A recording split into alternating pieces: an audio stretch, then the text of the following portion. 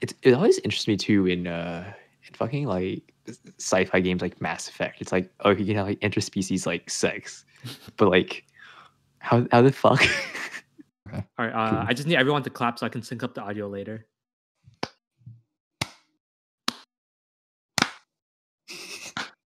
Wait, help me. Clap. Are y'all talking at the same time, right? No, it's one at a time. Oh, okay. Okay. Okay. Okay. I thought we were playing this. I thought it was about to be some copyright over here. All right, guys, what's up? Welcome to another episode of Peanut Bread. Dude, Yo, who this? as you It's can your see, boy. we have a guest today. Yay! Yay, celebration, 5th episode. Fifth episode special. We finally brought in a guest. All right, as you can see, we've mentioned him before on the podcast. This is our friend King Kaiser. Anyways, he's a friend from university, and pretty much all we really know is he's really good at wushu, and he does film stuff now. Yeah. Okay. That is King Kaiser. Okay. Yeah. Chris and I actually met him through the Wushu Club. That's how we all know each other. Yeah, just you list all the movie stuff, you list all the wushu stuff. My entire like pre-med degree just doesn't exist All right. apparently. Nope, doesn't. Nope. No. Nope. Alright. AVI. Pre-med rejects. Yo, chill on that. Chill. What if we try next year, right? And then we get Google search, and this is the first thing that pops up. It's like Peanut Bread. It's like, oh, here's 2 of our applicants. It's like, oh, pre-med rejects. Let me just reject their applications. Wouldn't be be the so first sad. time it happened. Yikes. Too much sad boys to handle right now. So yeah, I mean, basically, Kaiser, you're like the only person I know who's like actively involved with like film stuff. Oh yeah, I mean, well, I guess I can see that. Like, it's not really that common in like Texas. I mean, like, there's definitely like a market, but it like, Mhm. it's not like like this a ton of like actors. You're going to university with. It's like, yeah, we have like our theater departments and our like digital media departments, but like it's not really like they're everywhere. Like if you were to go like UCLA or something like that. You're like the first person that I've known that has broke into some like pretty big projects versus like other people that are like, oh, aspiring movie, and then they work on like some indie YouTube thing. So you're like the first one that's actually like got like in a big project gig type thing. And So adding you on wanna, top like- of that, it's like not only are you like just involved with film, but like you also do like you've done stunt work, which I think is a lot more rare than like your typical actor or like in the making like videographer or something like that. Well, I mean, it's definitely like different types of roles and like what you're involved in. That's where like it varies tremendously. I was just fortunate enough that where all my like wushu training that I've had just ended up becoming like something I can transfer over to that field. So even though for my age, it's like, yeah, I'm just like starting out, I already have like that huge chunk of experience that normal individuals who are trying to go into the industry like don't have. Like, I mean, like just take like your average like college student who would be trying to go towards the film route. Is like they're probably not training or like learning how to film things since they were like 5 or 6. Like they probably picked up a camera like maybe middle school at earliest. Yeah.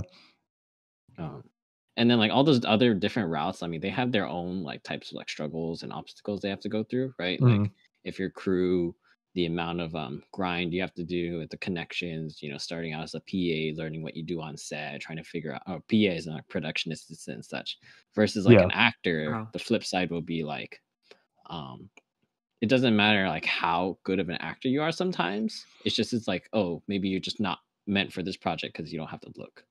Right. Yeah. So you could have like Leonardo DiCaprio acting, right? But if it's like, oh, thing takes place in like freaking, like middle of England, right? And then you're just like some random Asian dude from opposite side of the world, and like it's like something about like farmers and stuff. Like it doesn't make sense for you to like be in that role, right? Wasn't DiCaprio in the Great Wall movie?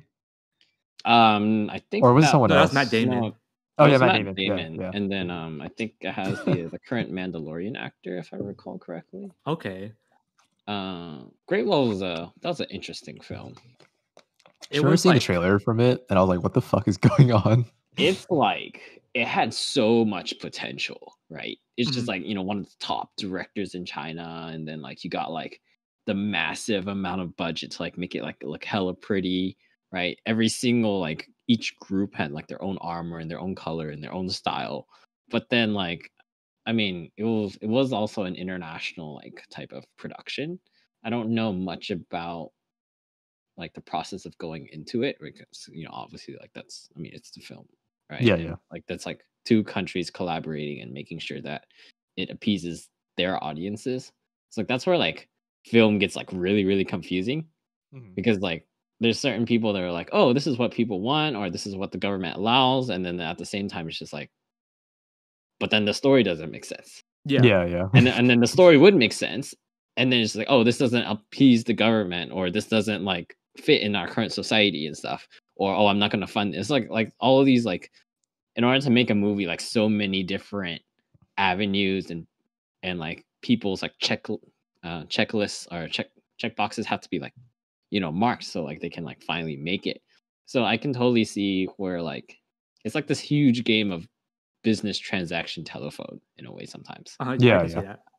So so like whenever I see like these projects and maybe like the writing wasn't so good, I'm just like, there's probably reasons why, right? Mhm. And then quite like the vice versa, you know, it's just like, oh, maybe it did had amazing writing, but like, why was the production so, you know, not so good on this one so much, you know? So Yeah. So that's kind of reminds me of like you know in Star Wars Rogue, Jet Li was in there. I mean, Was I Donnie mean, Yen. Donnie Yen. Oh fuck! Yo, cut Yo. it, cut it. yo. So I guess at that, do you guys like morally gray characters? I like More- when it's done well. I think morally gray characters are kind of more realistic Hmm. because like it's not like everyday life. You have like the oh I'm a super villain. I only do evil things. I step on babies and steal old people's candies. Yeah, yeah. And it's not like you have like the hero of justice is like, oh, you said a curse word?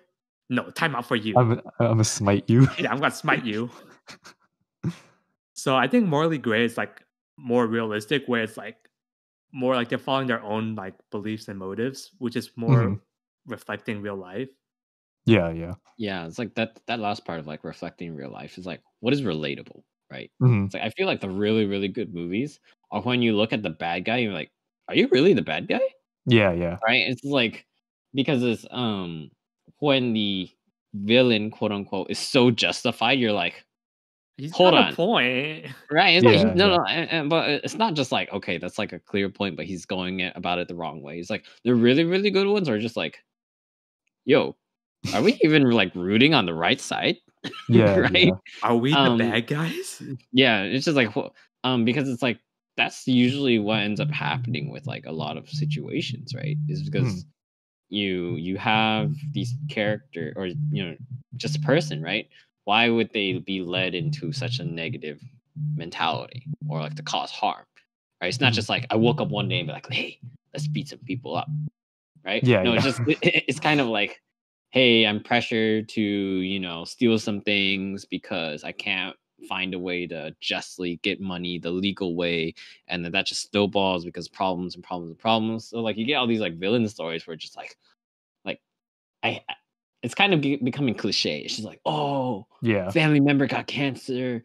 Oh, the corporates took my money. I'm gonna claim revenge on the corporates. And then like the good character's like, oh, this is not the way. And then the bad guy's just like, they still have my money, right? And then Yeah. you're just like, you look at the movie and you're just like, okay, maybe it was like 15 years ago. Like I would have relate, but I've seen that so many times by now. Yeah, yeah. So I think that's why like anti-heroes and like these like troll heroes Mhm. are like becoming so popular because you're just Yeah. like it's also like the culture, right? Like memes are life now at this point, Yeah, right? Yeah. So you look at a movie like Deadpool, right? And this is like Mm. okay, you get the hero aspect, but that guy is just like Trolls fuck. troll, Yeah.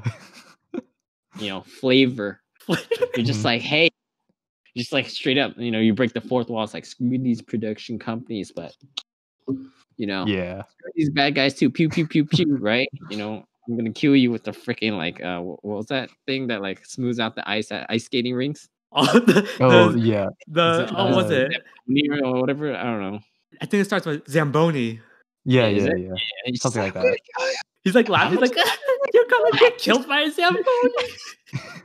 right? But like you look at that, you're like, okay, in a real setting, you're like, oh, yo, that's horrible, you know, murdered Yeah, by Zamboni. But at the same, like the way he does it and like how he's going about it is like, okay, he's anti-hero, kind of Yeah, yeah. kind of trollish, kind of funny.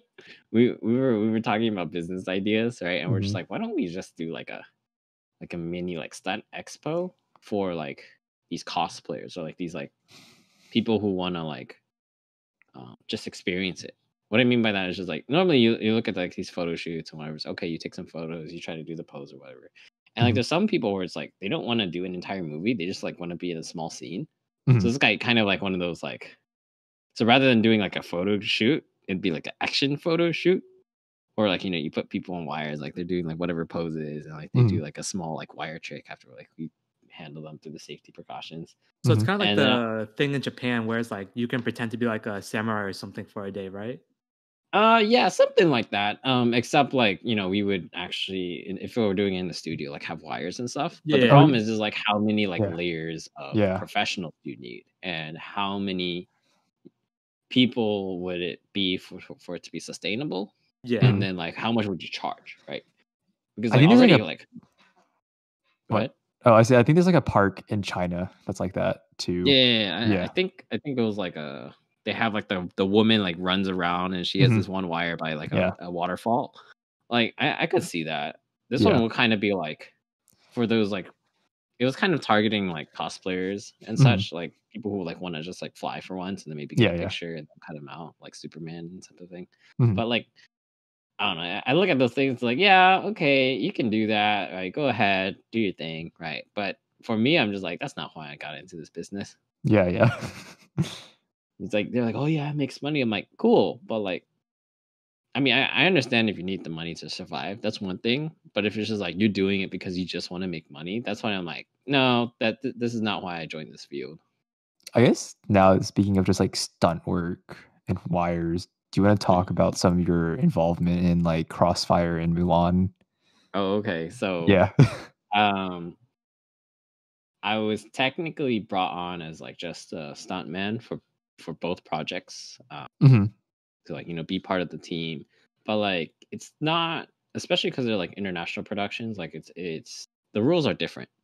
I Mhm. would say like I feel like American productions are a little bit more like steer clear, stay in your lane.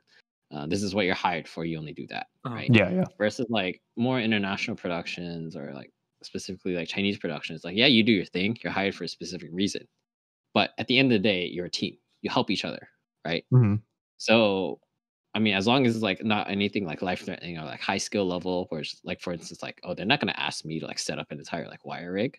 So like Mhm. they would ask me to help the people who do wires, like clean up the equipment or like take the Yeah, yeah. mats and such. Or like because I have some skills with like editing and some camera work, I mean, it's like, oh, help them shoot some scene and then help edit it, even though like I'm just like a brought on as like a cam or a stunt guy.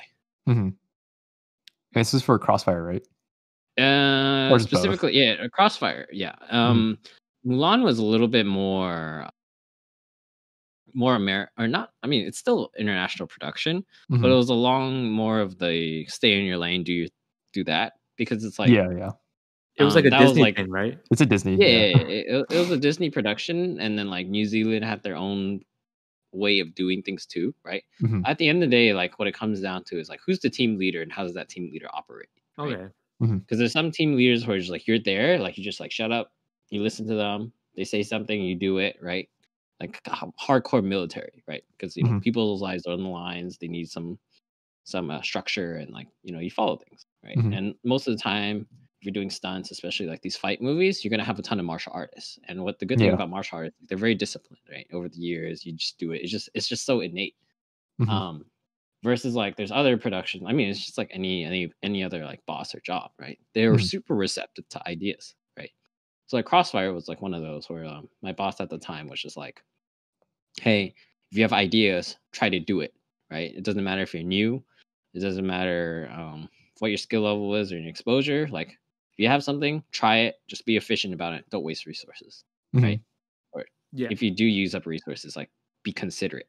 Yeah, yeah. Because that was like one of the projects where I was just like, within like a few months, we had to do like pre-visualizations as well as shooting the entire thing.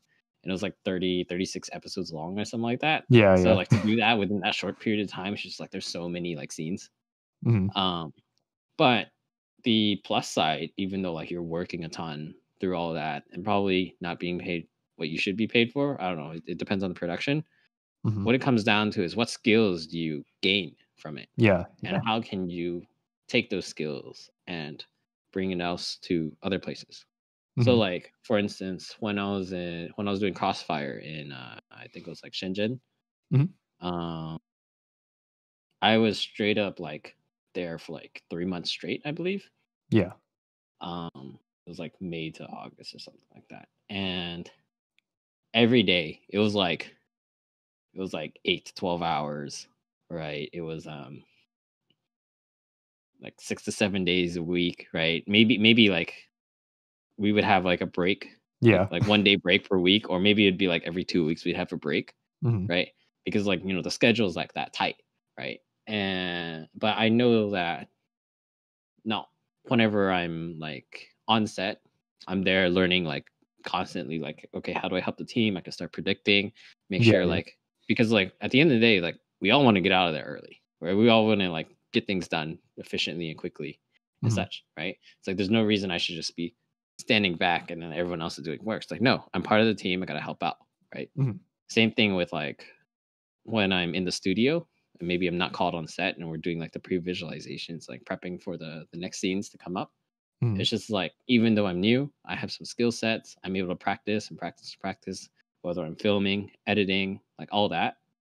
And when you're like put in such a pressured situation like that, it's just like you pump out videos consistently. Like Yeah, I was yeah. making videos like sometimes I'd be editing. I would just like spend the entire day just sitting down editing Yep, everyone's yep. stuff, right? Because it's like I happen to be a little quicker to edit Yeah. compared to a lot of these other guys.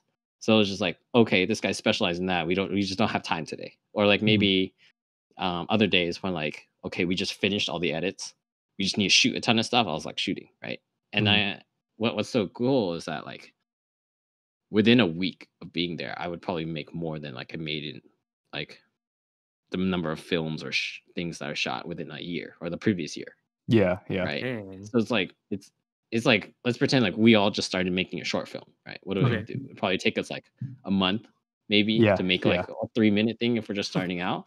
It's Yeah, like, yeah. nah, that thing is done within half a day, Yeah. right? Because that's just how it works. It's like, yeah, it might not be 100% there. It's like 80%. It's a concept, right?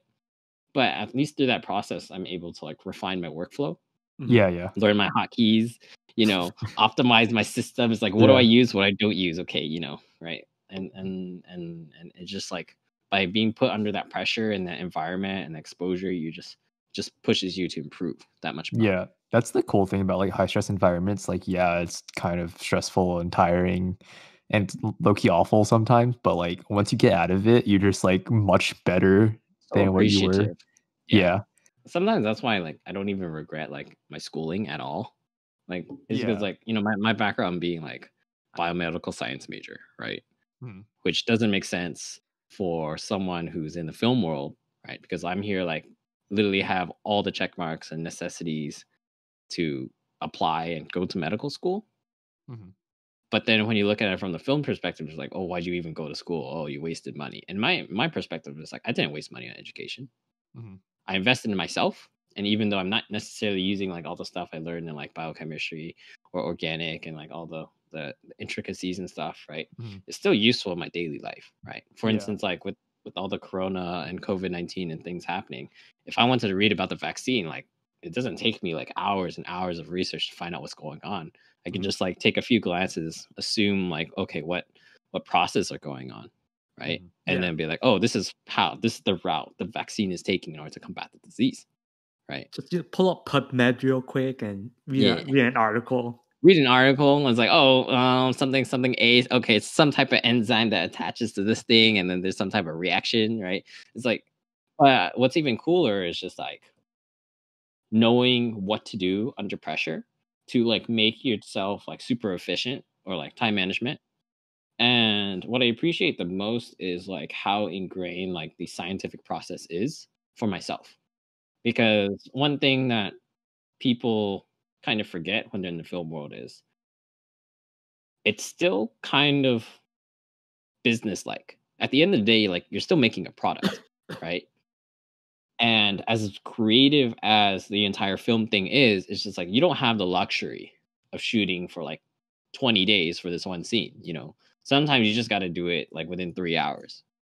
So the question is okay, if you're going to do that, how do you efficiently carry it out? A ton of prep, knowing exactly what shots you're going to do, line it all up, right? And like pretty much like optimize your workspace, right?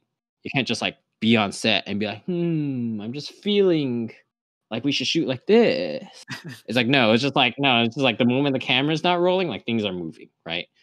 And I try to take that concept and like really break it down and do my research and provide that to like whoever ends up hiring me and such. Because I'm just like, I understand it's the creative part, but right now at the end of the day, I'm here providing a service, right? And I'll do my best to not only provide the service but also give my creative input if it's warranted, right? And like look at the character and try to see how much I can give life to it too. Because a lot of people look at like an actor or a character and they're just like, okay, these are the emotions I go through. I got to say these lines in a certain way, motivate whoever to believe that I am that. Well, the concept is also there, like with action, right? Where it's like, okay, if this guy is like a tactician, right? A spec ops type dude, you know, his tactics are very like, or his way of fighting is very straightforward, direct, efficient, versus like some hardcore, you know, taekwondo master, right? Or like maybe a thug, right? It's like, how does a thug fight? It's like he's not going to be the hero. Like he's gonna like get beat up a lot, but find a way using his resources because he fights dirty, right? Um, it and in another way, it's like if we were talking about like kung fu, right? Like animal styles would be perfect for it. It's like when you do like maybe like tiger style, you're not just like ha ha ha, right? You're just like, okay, how does the tiger look? You know, you're kind of having that like roundish back. You kind of have that like encroaching feeling, right? So when you see the actions, it actually looks like that. And I feel like if you're able to bring that, whereas like it's not necessarily seen often, you're giving your work more life, right? Makes sense. Yeah. And that's like where I find my appreciation, because otherwise I'm here like, okay, it's a 1-2 punch, here's a kick reaction, cool, okay, do it in my sleep, Yeah. right? But speaking of services, how's your keyboard business going? Oh We're yeah, shifting over to yeah. We're keyboards. shifting on Okay. keyboards. Okay, all right. Okay. So to give some context to the viewers, over the quarantining period, I happened to pick up keyboard making, like luxury keyboards, right? I didn't make this one specifically, but stuff like this, right?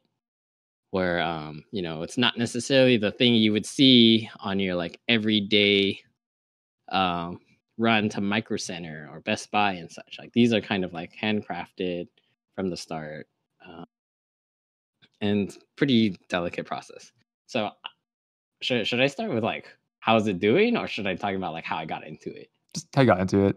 Okay, so like I was just scrolling through like offline TV like type material, right? Yeah. And then I happened to be on Scara's one of Scara's like clips or videos, right? And at one point, one of the questions is just like, "Oh, what'd you get from this person?" It's just like, "Oh yeah, I found out about the keyboard market, and like, holy shit, like people like pay an arm and leg for this." I'm like, there's no way it's that expensive, right? Yeah. And this was like before like Tfue did his like whole like thing, and like it got super popular from that. And then I was like, okay, all right, so who's this, right? And I look up who Scara got the board from, which is like Teha Types, right? And this guy is like literally like all he does is stream like hyper luxurious like keyboard builds. And I was looking at that, I'm like, that'd be interesting to like make or like have, right? So I looked up some boards that like they were selling, and I started digging myself down this like expensive rabbit hole. It turns out the whole process is like you can't just go out in the store and buy it, right?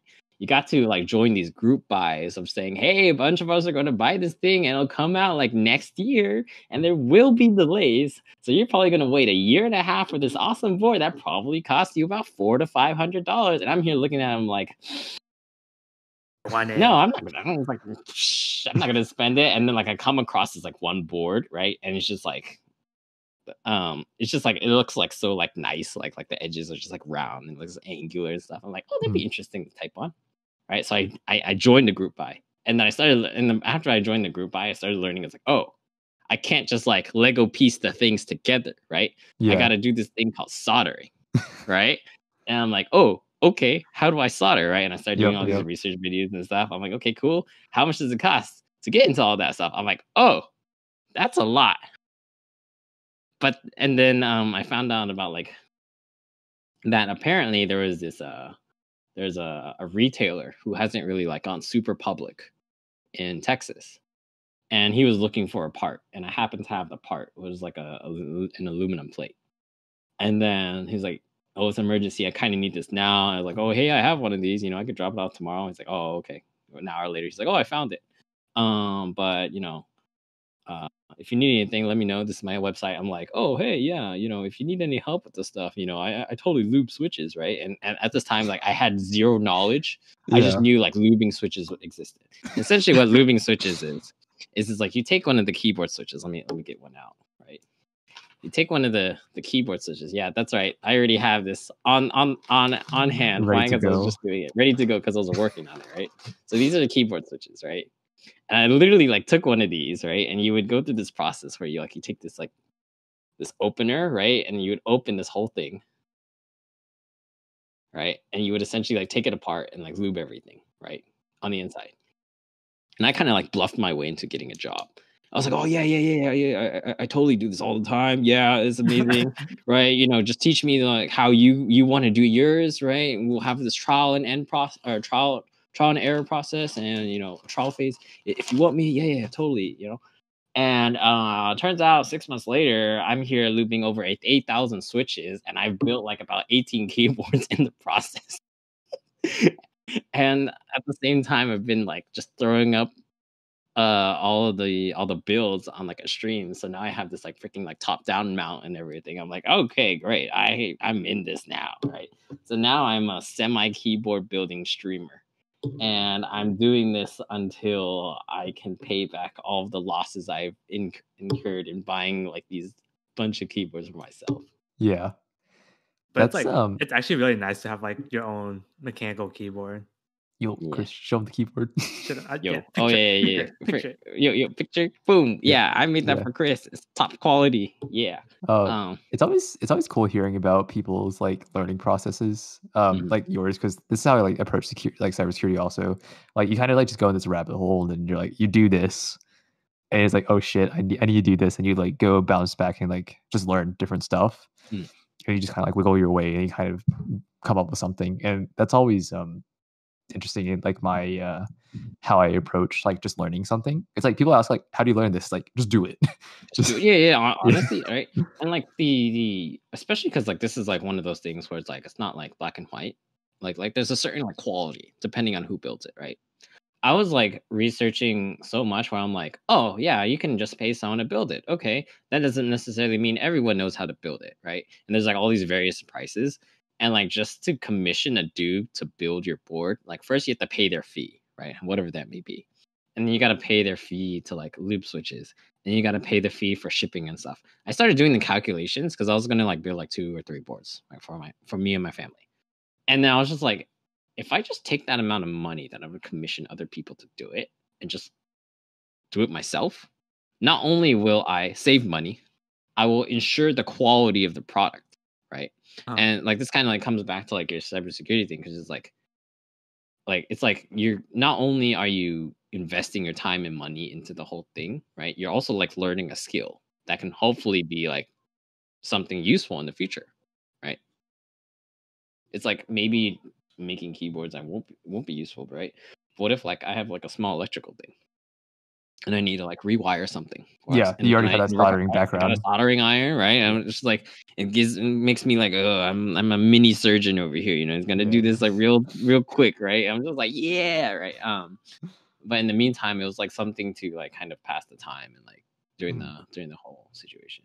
It's cool you just went ham at it though and just learned it. It was one of those like insane things that where I just like, I'm gonna buy that really expensive thing and just do it, right? It's like that's like, I don't think that's like logical, and I shouldn't approach myself with that. But like, yeah, I mean, if it worked out in the end. Yeah, I mean, yeah. That's how I kind of feel about with audio. No, but you're doing pretty good, right? Like, if I want to be completely honest, you know more about audio than I do, and I've been like doing like film projects for like 8 years, something like that. Mhm. No, but like after starting this podcast, I'm like, okay, how do I make this better? And it's like, I'm not gonna worry about like camera or anything right now. It's probably like, I think the biggest thing is like audio, obviously audio for a podcast, because that's what people are mainly watching just to listen to what we have to say. And it's like, I've gone down this stupid rabbit hole, and it's like everything's so expensive, and it's like I don't even know what I'm gonna do. Like, I'm saving up money, and like every time I get a paycheck, I'm like, okay, let's say 90% of this paycheck, and hopefully I have enough to buy this piece of equipment in the future. So I mean, the counter to that, right? Is because like I kind of like do that sometimes to myself. Like right now, like my process has always been like, okay, I'm gonna save up when I get that paycheck from whatever commercial I'm doing. I'm gonna buy a freaking mocap suit because I'm totally gonna get into VFX and like using those like type of programs that require it, and I want to do some 3D programming and stuff, right? But when it comes down to, right, it's just like cost benefit analysis of making these purchases, right?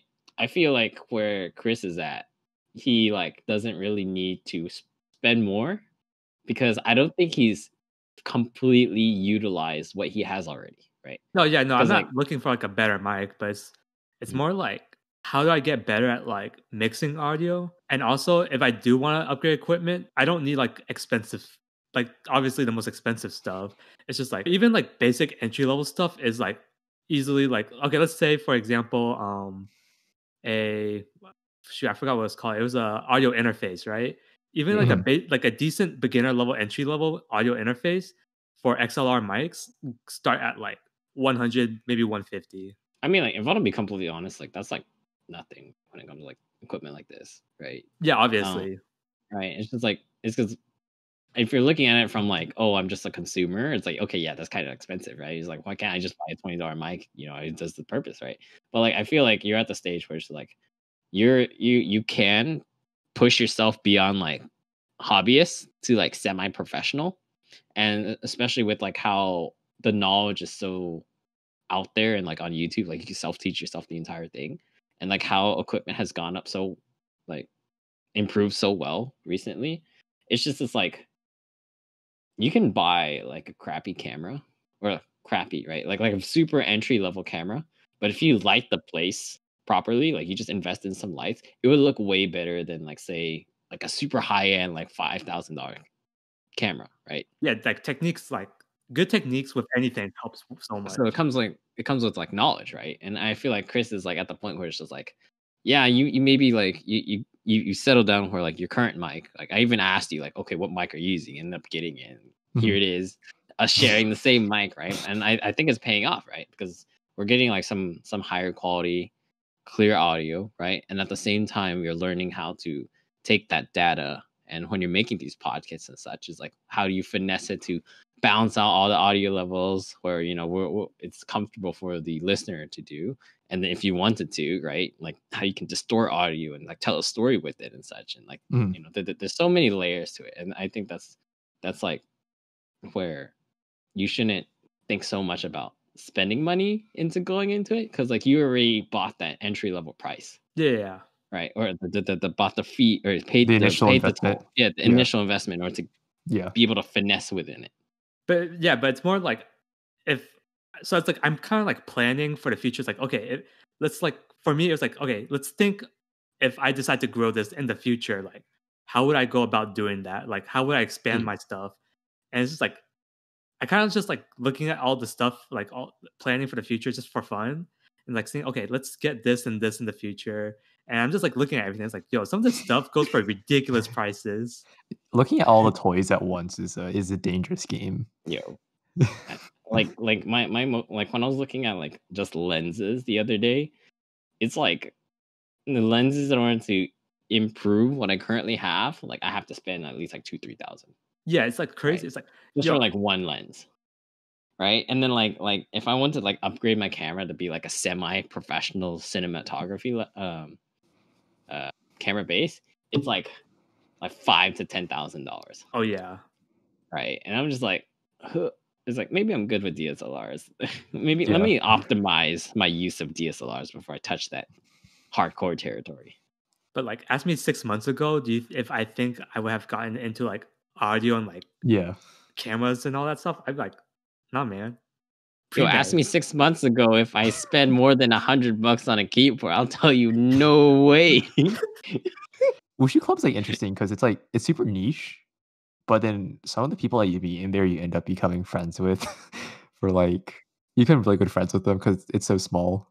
It's definitely like personal, Mhm. right? And I say that because it's like you become so self-conscious of your body when you're like really, really like diving deep into wushu, right? Oh, Like, yeah. like just like with the palm strike, right? Yeah, You do yeah, a palm yeah. strike, right? It's just like how precise you have to be. Like first is like this entire thing, like you need to be as straight as possible, right? If you're Mhm. striking, like you almost have to do like a 90-degree angle here, right? And then you look at like the freaking hands, right? Like this thing I have with my pinky is like, no, that's a deduction. People hate that. You gotta freaking clamp it, right? Even like overstretch it, so it's like okay, and you're just like, okay, I got one pose just for my Yeah, hand. yeah. And it's not even dealing with like everything else, right? So it's like Mhm. just being like that self-conscious, right? And just having someone be like, yo, why is your leg bent? Yeah. Right? What shall be deducted? Yo, Yeah. right? That was And like like, always the scariest thing with wushu for me. It's like you work so hard this one thing, and someone's like, "Yo, why you look like that though?" do you even practice kung fu? Yeah. I've been practicing for 8 years. Doesn't look like it. Yeah. Well, that- I think your story you're telling us yesterday, how the HPAC committee at UH didn't believe you were Stupid. practicing wushu. Oh, okay. So there's like a when I was filling out like some medical school applications and such, HPAC, which is like pretty much like our pre-health advising committee, was like asked. They required us to put the number of hours for like certain skills, and of course, I put wushu as like that being like one of my hobbies, right? Mhm. And it was just like, oh, when did you start? How many hours you put in? And normally, like, it's like, okay, you did like summer opportunity, right? You put in like 40, 80, whatever hours, right? I'm here being like, there's no way I've been like keeping notes every single year. So I'm just like, okay, on average, what do I do, right? On average, it'd be 3 practices a week, 3 hours each practice, 52 weeks. Okay, fine. Let's just say 50 weeks, right? So that's already like 50 times 9 per year, Yeah. right? Yeah. Which is like, what, 450, right? Uh-huh. Yep. So you take 450 and you multiply that by like 15 years, right? The number of hours you put that on an application makes you just be like, yo, what? Right? And they're like, hey man, why are you lying? I'm like, what do you mean I'm lying? Right? This is what I did. Do the math. Here. I even gave Yeah. you 2 weeks. Right? Yeah. Right? It's like, okay, even if I cut it down, right? Say I only did 40 weeks a year, right? Do the Yeah. math, right? It's like so it's like really awkward like on the application because like you see like 100 hours, 200 hours, 50 hours, freaking like over 9,000 over here. Dude, they're just telling you straight up like your life is a lie. Yeah, I mean like when you look at it on paper, and It looks I so don't silly. I don't want to be like narcissistic or like like arrogant and stuff. Like sometimes like when you look at my life on paper, it doesn't make sense. Right? Like you're just like, oh, this guy's bluffing. And I'm just like, no, it's kind of the facts, right? Because it's like what it came to is just like, I mean, I feel like I did pretty well in school, right? And then going pre-med and like all honors classes and such. But on top of that, being like a US representative and like going like on world competitions, I've been training this like one thing for like 16 years or since I was like 8, right? And then on top of that, then like actually having a social life and then the thing that like to pay the bills is me doing film work. They're just like, oh, this guy's just buffing. It's like, no, I have to do film work because that pays more than like your average like job, right? I can't shadow anymore because I don't have the time nor money because again, bills, right? And like I want to be efficient when it comes to studying, right? I don't want to be like if I had the opportunity to like just work fewer hours, get paid more, even though it's completely unrelated, and I could spend the rest of the time focusing on the thing I'm achieving, it's like, why don't you take it? Yeah. Right. The problem is when you see a lot of that and it's completely unrelated to what you're doing, how do you frame the story, right? And it's like it's very difficult to explain that until like we're in person and talking about it, Yeah. right? So like when you see it just on paper and you as much as I try to like summarize it and go to the point, at some point it's just like, yo, this guy is some narcissistic looking ass. Like, what is this guy doing with his life, right? Yeah, And I'm just like, I'm just trying to make do. Yeah. I think it's like the one thing that I was like super impressed and like looked up towards you for. It's like you were able to like do a lot of shit, but also like go hard into that shit that you went into. Whereas like a lot of people like they would do something, it's like, no, it's too hard, just give up. Yeah, I mean, like I'm kind of one of those weird people where I'm like, if I touch something and I'm like, okay, I'm like slightly interested in like doing this, I'm like, how do you do this professionally? Right? Like just take this freaking keyboard thing, for instance, right? I did this like less than 6 months ago. Like my first instinct was like, how do I build it myself and possibly make money off of it? Yeah. Right? And in order for me to reach that stage, I have to almost reach like semi-professional status. And then one of the things I found out was there's a lot of flipping in the market, right? It's like you buy it, you have it, you're for sure going to make a profit if like you can like work your way through like PayPal shipping and how you conversate, right? And now it's just like I literally don't see any loss coming from any of these items that people are selling, right? After like it was like me looking at stocks, Yeah. right? Except for like these parts. And I'm just like literally like no one's buying or selling these things at loss, right? So it's just like that's kind of where I like approach it like, okay, maybe I could do this semi-professionally. But like coming back to it, it's just like the downside to doing all that is just like my interest and like my exposure to different things is like like I don't have a lot of variety, right? Like if you ask me like growing up, it's like, yeah, okay, maybe I did like a few sports in PE. I joined like a few teams, right? Like whatever my Okay. middle school had, but like my high school, like there was no sports teams. HOSA. I Right. thought you had HOSA. Yeah, I had HOSA, which is the Health Occupation Students of America. Pretty much like the pre-med version of like academia, like competitions, right? Mhm. But essentially all I was doing was just like go hardcore at school, come back, study as hard as I can, do whatever stretches, and then like Friday, Saturday, Sunday training, right? Mhm. Like every weekend, right? The downside is like, okay, I can't necessarily go to the movies with friends unless I skip practice, and I had to like debate, it's like, do I want to skip practice or do I want to like hang out with friends, or do you want to train and get better, right? Mhm. And it's always been like that balance, and I, fortunately or unfortunately, depending on how you see it, most of the time chose towards going to practice, Mhm. right? And chose like, okay, I want to like get better and improve and such. So like if you ask me about like a lot of other things, I'm just like, yo, wushu, anime, video games, right? Pre-med, film, right? Mhm. Outside of that, I'm just like, I honestly don't have much exposure of other things, right? Yeah. Right.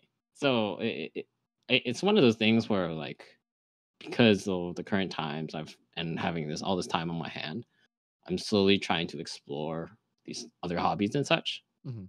And I feel like I don't really have too many regrets in that perspective. Yeah. You know, it's like, yeah, I missed out on certain experiences and such, and I'm gonna do my best now to like catch up or like expose myself to what I wanted to do. Mhm. But like there's also like certain things I can never like go through again, and I just have to accept those things as like Mhm. what I had to sacrifice to achieve the things I currently am involved in and how far it's gotten me. Mhm.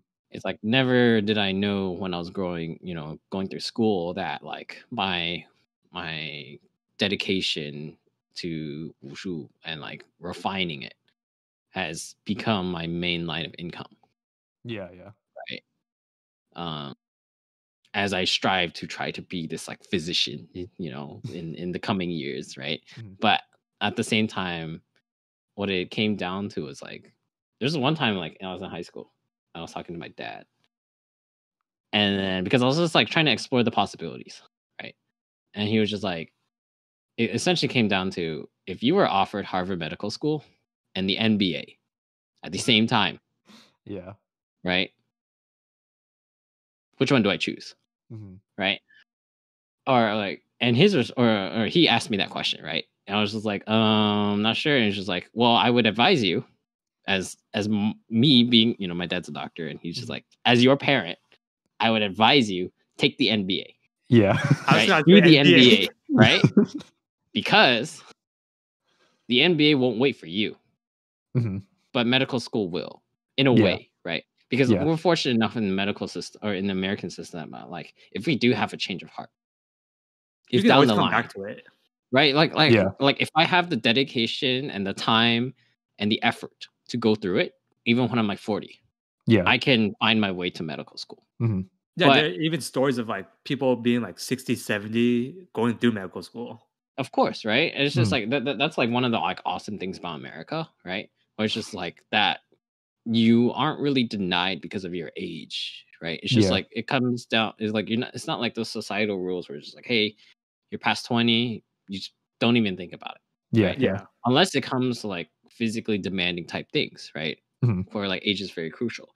And with movies and stunts being my entryway into that field, I looked at this opportunity when it came down to like me choosing between doing like Mulan versus continuing medical school or continuing my pursuit towards medical school. I was just like, I can put a hold on medical school and that pursuit because I'm looking at this once in a lifetime opportunity of working on the live action Disney funded production of a movie I've always looked up to when I was a kid. Yeah. Right. And then most recently, like I worked on a commercial where it was just like, I got to like, the concept was kind of like commercial for their products, but they were like fighting like monsters and such, similar to how like Megazords fight in Power Rangers.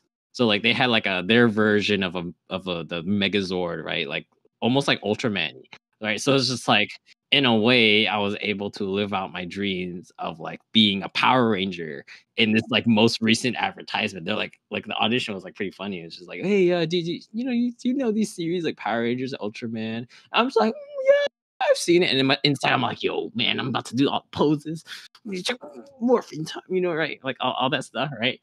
And then they just asked me one thing after the next, and I'm here just like pulling out as many wushu combos as I remember in my life. Which is like, okay, as long as it's something different, I got my southern style here, got my northern style here, got all the mantis, the tiger, like crane, like I don't know, I don't even know crane, I don't even know snake, kind of something like this, right?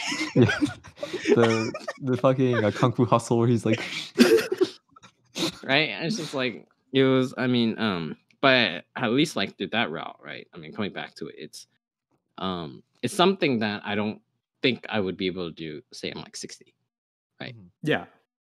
And if I do have a change of heart, right? It's like I can have a change of heart, right? Especially like in these enduring times, it's like it would be like an honor to be an individual to help those who cannot help themselves, right?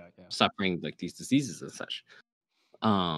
That's why like I'm also still motivated and still try to keep myself fresh. But yeah, it's like I kind of had that like semi-Asian parent approval of like, hey, you got these two unique opportunities. Yeah. Do the hella unique one. But hey, remember, just come back. Just come back. Yeah. Be the doctor in the end. Equivalent exchange. Equivalent exchange. It's always interesting where like I don't know, just life in general takes people. Yo, like if you asked me 3 years ago if I was doing this, I was like, no way. There's no way. Like this is literally what I was doing like when I got into it, right? It was like I just graduated in 2017 from university, right? And then I was training a little bit. I was prepping for UWG, the University Wushu Games at like Maryland. So it was like a competition that happens every year, like December. And after that competition, I was like a week later, I was hit up. It's like, hey, do you have like it's like my longtime mentor and boss of like that's in the stunt world. And this guy's just like, yo, what are you doing? I'm just like, I mean, I'm just at home, right? He's like, are you still in school? I'm like, no, I just graduated. It's like, so I'm in charge of this like movie project as an action director. Do you want to like come by? And I'm just like, you mean like do stunts and stuff? Like, I mean, I won't put you through that stuff, right? It's like I'll show you around, like expose you. I know you have that wushu skill. I was just like, okay, sure, right? It's like, do you have your Chinese like passport? Or sorry, you have your US passport. You have a visa. I'm like, yeah, I could get that ready. It's like, okay, cool. Mhm. See you in like, you know, a few weeks, right? Freaking a month later, I'm just like, okay, I guess I'm here for like, and then, you know, it just went on. It's just like, there's no way. I was just like, oh yeah, this is gonna be what I'm gonna be doing for life. Yeah. It's like, Yeah. I gave it a try, like in like high school / like college. Is like, oh, okay, let me see how the film world is, right? Mhm. And obviously, you know, you got some exposure to that when we worked on like the Kev Jumbo like Yeah. Yeah. mini production that was happening in Yeah. Houston. That was an interesting experience. Definitely a Yeah. memorable one. But like, there's no way I was gonna be like, oh yeah, this is gonna be how I like make a living. Like I was like even like I graduated, like I'm still thinking. Even now, I'm like, okay, how do I prep myself, because I'm still going to medical school. Like it still hasn't like solidified in my brain. I'm like, I'm gonna do studies for life, and like this film world, like this is my career and such. So it's like, So do you guys remember BDA? Beat that that ass. ass. That's freshman year, dude. I do remember it. I tried to delete that from my memory because of the excessive usage. BDA, man, BDA, beat that ass. I'm just playing games. It was freshman year was wild, man. Yeah, There was so much like stuff that happened. we did so much spooky stuff. Yeah. It was fun. It definitely was like freshman year for me, and I think Chris also was like the most like college experience that we had. Yeah, it was like the closest thing we got to like the actual college experience. I mean, And, like, and it wasn't like a normal college experience. It was like a very unique college experience. it was like, it's not like we're going out to parties and like It was just drinking stupid shit. underage. Yeah, it was just like us being like, yo, it's like 10:30. I'm tired of studying. You want Canes? We're just like, yo, let's go Canes, right? And then like we look over, like we just all finished practice, and we're like, hey, y'all want Canes? So it's like impromptu, like 14 people just driving up to Canes, and like, yo, give us that 5-pack, or you know, the five chicken tender pack, the carnivorous, or what, I don't know what the box order is. Yeah, I don't remember. It was just yeah, I really remember- sporadic, or or like we're just all like, yo, you guys just want to get yeah. like China Star, right? And you just like freaking like the entire like wushu class, like right after like training, you just all go to like the local Chinese restaurant on campus, and we're just like just trolling on each other. We're just like, yo, man, you can't say any crap about me. You can't even touch your toes, you know? Just like roasting people. Hey man, why really you fun. standing when you do mabu? Yo, people was like you know, because I was like the coach, and I hear some people, they're like, oh yeah, let's party, or oh, yeah, I have so much energy. I look at them like, yo, why you have so much energy? Well, why didn't you spend that energy in class, man? Yeah. And just like calling them out and stuff. It was fun. UH Wushu has been definitely like a super positive experience for me. Same. Like I think even with like the Kev Jumbo thing, like looking back, it was just like kind of crazy because like this is the guy that like I watched so much when I was younger. Yeah. Because like I went to like I live in Cedar Park. There's not that many Asian people here, so like I watched like Wong Fu, Kev Jumbo, Chani. You know, like some sort of like connection. The Asian YouTuber OGs.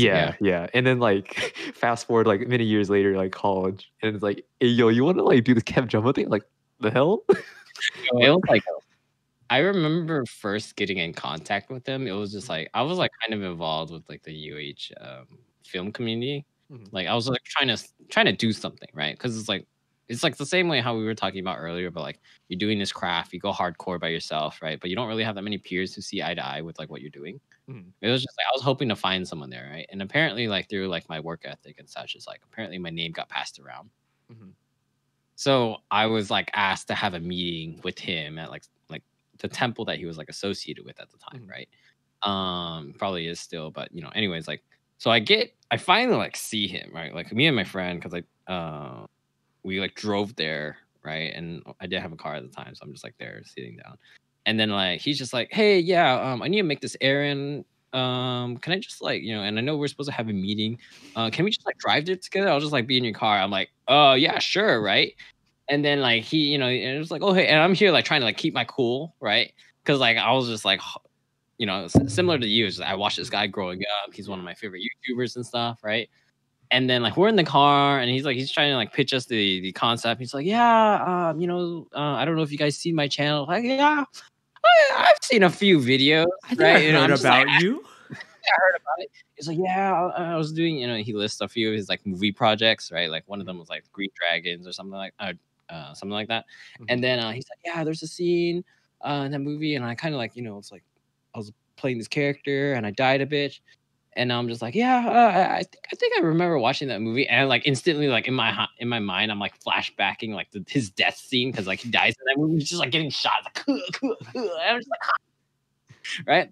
And then I look at it and I was like, oh yeah, I'll take a look at the clip like later on, and we could talk about the ideas. I'm like doing my best, like keep my cool. 'Cause Yeah, I'm yeah. like, I think the worst part is like when you meet a celebrity and like they're actually trying to have a legitimate conversation with you, But you're just like, and then you just like turn Yeah. on fan mode. I can totally see his perspective, of, like being like, I'm trying to have a conversation with you, man. yeah. You're just like idolizing this version of me, this online presence I have, Mhm. right? But like, from that, it eventually got to like, the show that like I was having like that we were organizing with you, Mhm, right? mhm. So like even now, like here and there, like we're talking, right? Yeah, And just like yeah. we're like pretty good friends now. Yeah. It's kind of It's funny how it evolved from like yeah. a warship semi type thing on YouTube to like, yo, what's up, homie? Yeah. Yo, It's play some games. it's insane. Because like I remember like telling my cousin about it, like after we just did it, I was like, oh yeah, I just like worked with Kev Jumma. They're like, what? Stop I was lying. like, oh, yeah. I was like, I don't know. It was like we just did it, and it was really cool. It's just interesting how like life has like taken me and stuff. And like now here I am back in Houston, just doing it again, freaking Yeah. streaming on my keyboard thing. Hey, this is It's- how we're gonna start the streamer house. Yeah, yo. Yeah, dude. Okay, so we're gonna talk about that streamer house Yeah, sure. idea. Let's talk about this. Dude, I hate it. I hate it. Streamer house. Okay, so it's like Kaiser like one day he's just like, yo, let's like kind of talk about making let's like imagine we actually make a streamer house and let's like semi seriously talk about it. And Yeah, okay. Okay, take a step back. It wasn't purely like I just out of the blue was like that. Like you guys would always joke. It's like, oh yeah, offline TV. Yeah, Oh yeah, yeah. we're gonna work together. Oh yeah, imagine like we're like living together. And then like one day, because like you guys were joking about it for like 2 or 3 weeks straight. I was just like, fine, let's just like do this mental experiment. wait, What if I've we never do even heard about this joke before then. No, well, I mean, no, it's because like it'd be like, yo, streamer has, oh yeah, yeah, we're collab. Yeah. Oh, we're gonna all be streamers. Like it was like that kind of like mentality, Okay. Yeah, yeah. right? And I was just like, fine, let's go with it, right? What if we did it like for real? Like we gave it like a good like year or two, like invested. How do we go about it, right? And then that's when we were just like, yo, chill. But at the same time, I'm like, okay, no, like let's try it. What would you do? Right. And then like that's where like that ended up happening. And we opened up the freaking like Minecraft server. And then literally the first thing we do is like make like a streamer house, right? But it ends up turning into like an office looking corporate building. So it's now like a streamer office. It's not even a finished building, it's just there. It's just like a huge block of cobblestone. A real corporate house. Yeah, with like 2 waterfalls, like one waterfall on the right, and then a freaking lava waterfall on the left. Because I was like, yo, we need some light. You need to be lit. Like the only thing we use it for is as a landmark when we get lost. Honestly though, but like it's saved us so much, right? We're just like, where are we? Oh, streamer house. Okay, we need to go this direction. No, but like that's actually when I started streaming is after you start talking about the streamer house. Like, But you were also like, I think you were like first 2 episodes into Peanut Brain. Mhm. And then like you actually like talked to me about like, oh yeah, I'm gonna actually like try during this like mini gap year of yours, right? If you in your free time, right? I was more leaning towards like YouTube and like just the podcast. Yeah, but like you were already like playing games with us with the same amount of time. It's like me and like another friend was just like, yo, why don't you just like stream it? Yeah. It's like we're both streaming it right now, and you're just like, okay, right? And then like you started it. I hate it. Streaming is fun though. Like whenever you get like a viewer to come in and they're chatty, Yeah. it's pretty fun. I remember Chris had a run in with you before he even went to college. Oh, what?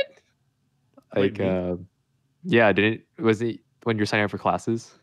No, that was Ryan. Oh, that was Ryan.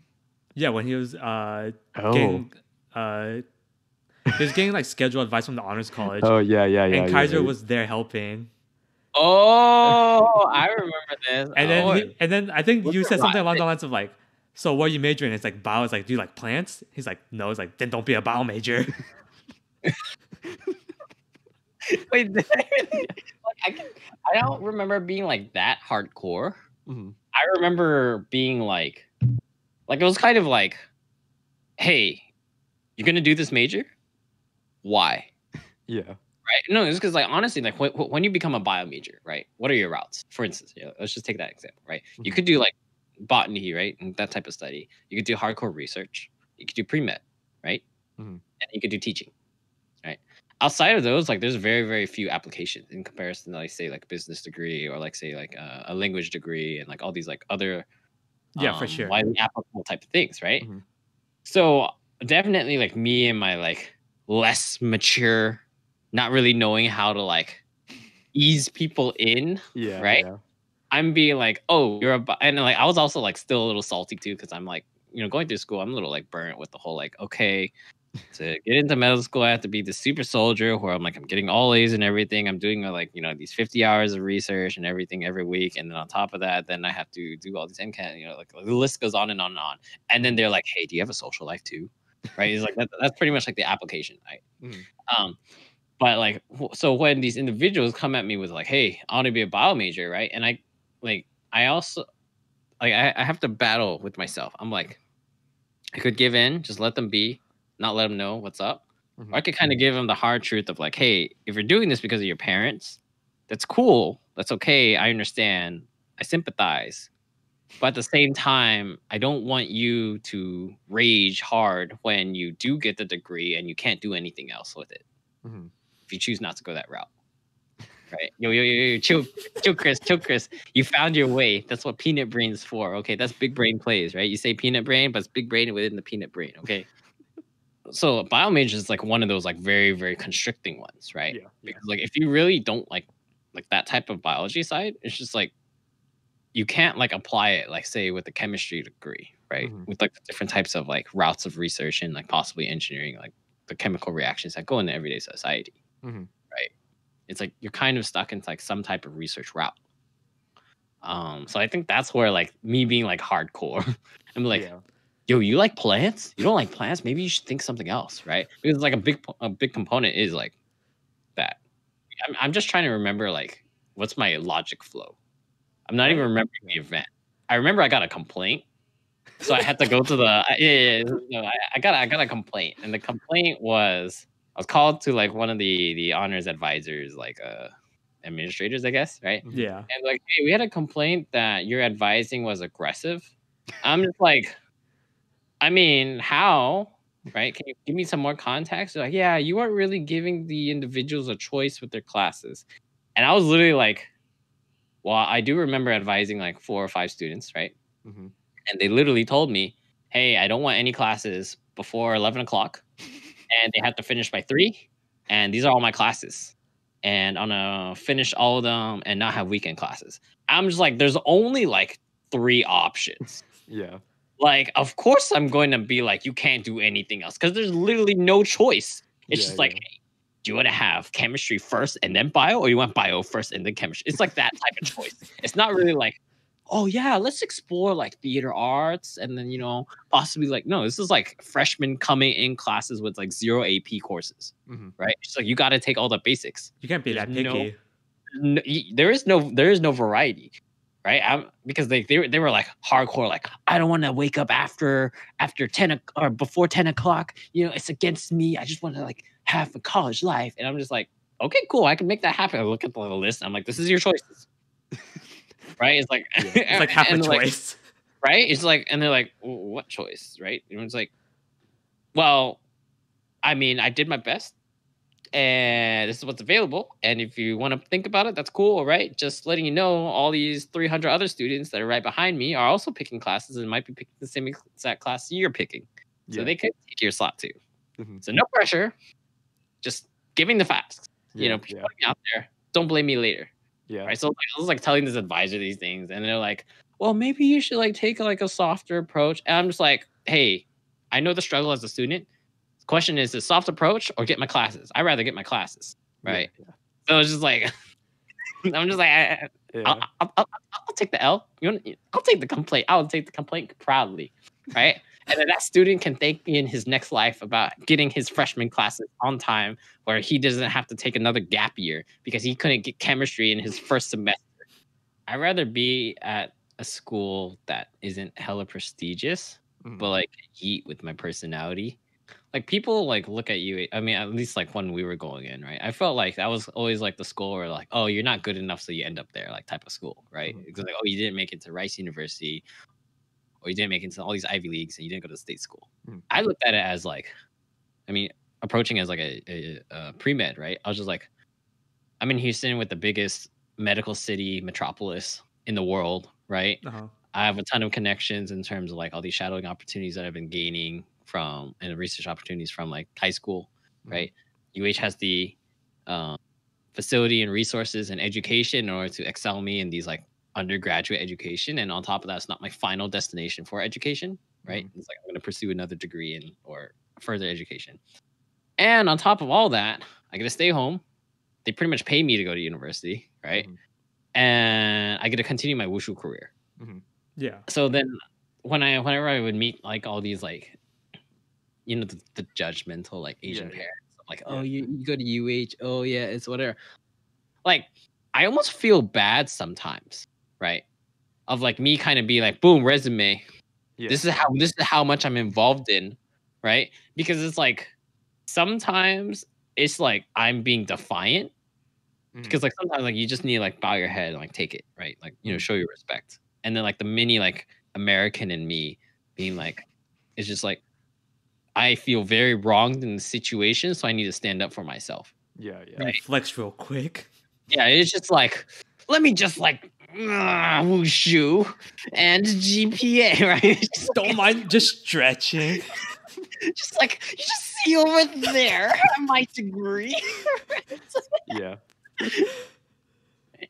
But like it's even worse was like it's like self-defense face value.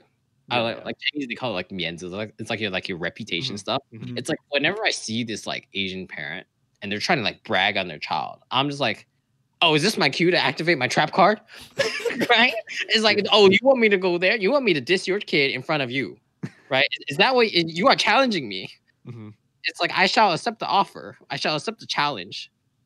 Only if you strike it, if you try to bluff on me 3 times. Like I kind of give them a chance, right? I'm just like, oh yeah, okay, cool. But like if I see them like trying to like drill on me, right? And then like I'm just like, oh nah, man, no, I'm gonna flame you.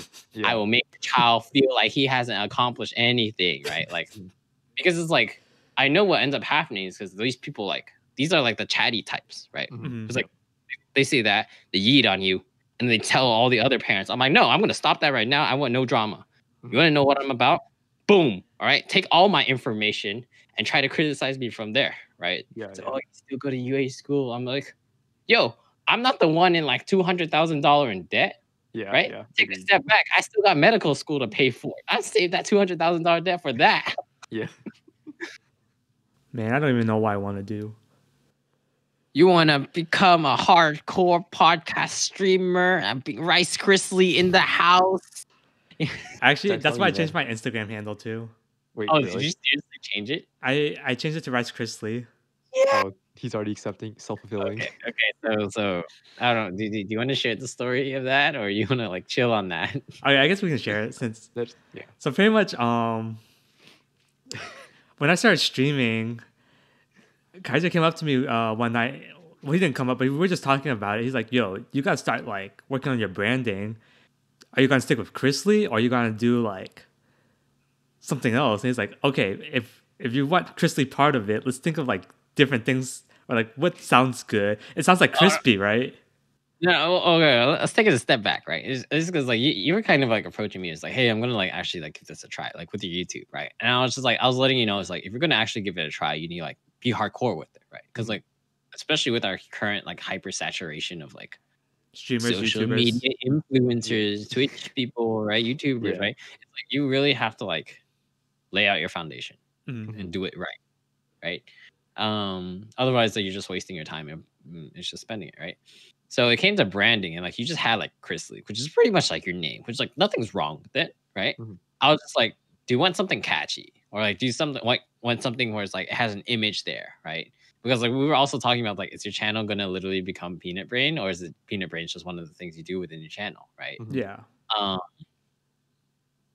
and then like you're just like, I don't know. It's like, okay, fine, let's brainstorm some ideas, right? And I'm just trying to like do all these like kind of funny, catchy, but still relatable to him. So then I'm just like, okay, Chrisley, crispy Rice Krispie treats. Yo, what's up? Snap, crackle, and pop. Rice Krispie in the house. Right? Okay, so Rice Krispie itself doesn't sound bad, but the thing that made me hate it is the mascot that Kaiser draws for it. Okay, so it's like 2 in the We'll morning. We'll just have it here. Insert image here. Insert image here.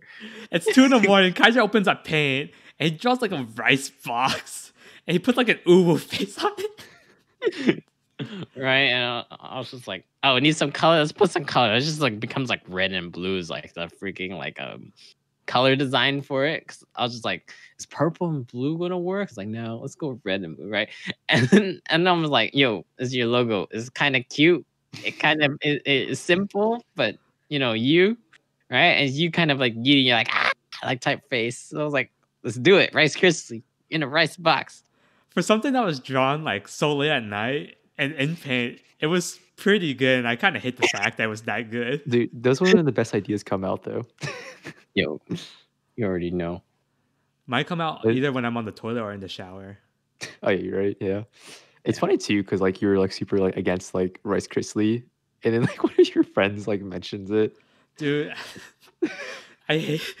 Okay, so my other friend, no relation to Kaiser, To any of us. never even heard Rice Krispie, and like, I joined Discord one day, and he's like, "Oh, look who it is, Rice Krispie." I'm like, "Who told you that?" It's because it's like after like that night when like that popped up, like I would just like slowly always insert it whenever talking to him. Yep. I'm like, oh, it's Rice Krispie, and Chris is over here like, shut up, no, stop it, right? And then he's streaming, and like I'm not streaming, I'm just like talking to, oh hello, oh what's up, oh, and he's like he's about to go. It's like, okay, Rice Krispie started now, Rice Krispie going. And I'm just like pitching the name, like incepting the idea until he like accepts it. I'm just like, it's gonna stick. Yeah, It's plant good. the seeds. He's like, bro. One of them's gonna grow eventually. I meet you halfway. I'm gonna keep Krispie, but I'll change my Instagram handle to Rice Krispie. No. Not full way. No. If you're gonna be semi-serious, you gotta commit where it's like everything's Rice Krispie or it stays as Krispie. No, semi-serious. I meet you halfway. Semi. No, it doesn't. That's not how branding works. That's not how you can't just be like, okay, over here we got MD Anderson, we just got Anderson. It's like, nah, too different. Hey Right. man, MD Anderson Library. Yo, let's not talk about that area of that's anime training grounds, okay? That's training arc for me, okay? I would like be there until closing every day. Let's And for the last portion of this podcast, let's talk about fucking if aliens were to visit, would they be the kind to wreck us or give us technology, be in like a symbiotic relationship With symbiotic relationship with them. between like humans and aliens, like where they give us research and then we like give them what we know, type of thing. I mean, seeing how we've been dealing with this virus, I would assume that they'd wreck us. Yeah. They just watch us to be like, okay, do we even want to touch that? Like we could get infected ourselves. Okay, Yeah. wait, is it the aliens that find us first, or do we find them first? The aliens find us first, like they make first contact. Okay, so chances are, since they found us first, their technology is like way ahead of ours. Yeah. And we take like the premise of like Star Trek, where it's like you don't give technology to like primitive civilizations. Yeah. Prime directive. Yeah, I think they would infiltrate us a little harder and like see how we like interact with certain things before like exposing themselves. But assuming that they're already at the stage of like exposing themselves and they learned about our society, then that begs the question of like, why do you want to do that? Why do you want to make this contact, right? Yeah. It's like, you trying to invade us? You're just trying to expand worlds? You're trying to, because like if they're trying to just like expand and like connect, it's just like, Are they coming from this like hyper idealistic standpoint of like we're just doing it to expand the network of the universe, or are you trying to get some resources over here, Yeah. right? And then if it's like a trade agreement, it's just like because they're technologically advanced, you're kind of creeping into like Columbus territory, and it's kind of getting spooky. You know what I Yeah. mean? Right. So that's where like something like that is like actually really scary to think about. Yeah. Because it's like if you even just study human nature, we're just so violent, Mhm. right? And even if we weren't, right, it's just this kind of like you have to really hope that this different species is very understanding, Yeah. right? Because And like tolerant. the idea of human morality in general for us is based on human morality, but like what would like morality of like another species be to where they see things completely different? Yeah, they could And- be like super peaceful or also like super Yeah. aggressive. And then they just see like, it's normal, like it's what we do. Like Um, like look at spiders, for instance, right? Yeah.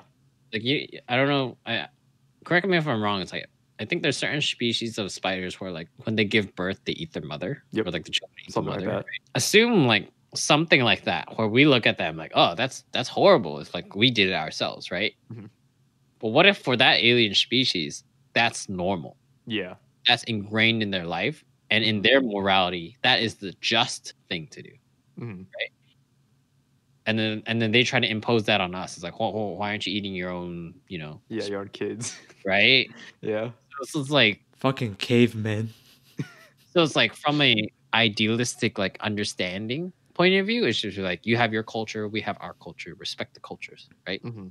But then like you look at like Columbus side, right?